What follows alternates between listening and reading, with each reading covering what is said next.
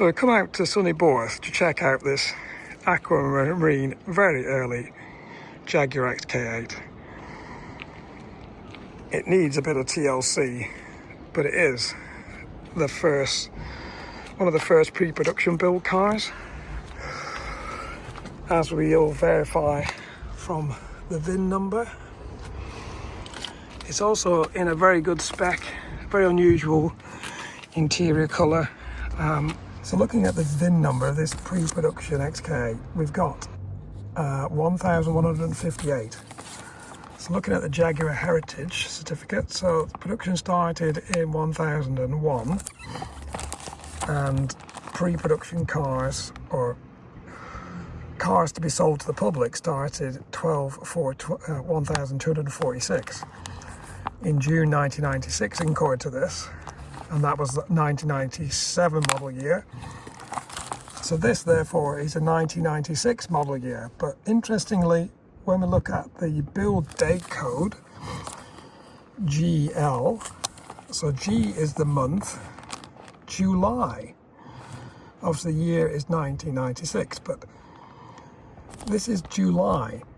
Now, according to the Jaguar Heritage car, it can't be, because this started in June 1996. So this shows how important it is to view the actual car. So June 1996 was not 1246, because they hadn't finished this pre-production car. There's still GL here, July. Further looking at the spec, here we got JGY, which I believe is this aquamarine metallic, and the trim HDX, which is the teal interior, which is quite an early interior trim colour, and not one that was very popular, so it's a quite rare colour combination. So looking at the interior, we've got quite unique. We've got this teal, this green interior with matching carpets and plastics. This is quite rare. I've only seen one other with this spec, and it's quite good.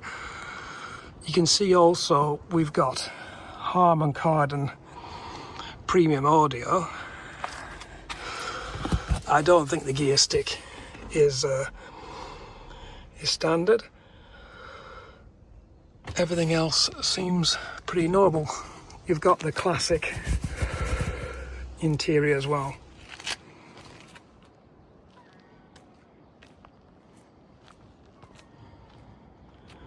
The engine compartment looks pretty standard.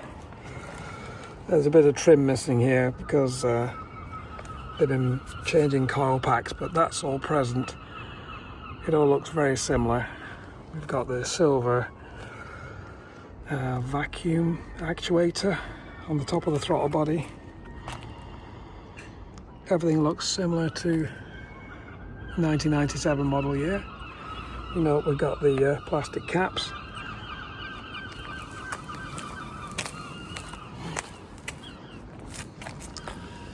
The ABS cover looks like it should be there, but that's gone missing. I say plastic. We've got one of these bolts is missing. Yeah, nothing particularly unusual. And we've got the rain deflector plastics on the top of the headlamp. Well, this headlamp looks like it's had a bit of a temporary fix. All right, okay. All right.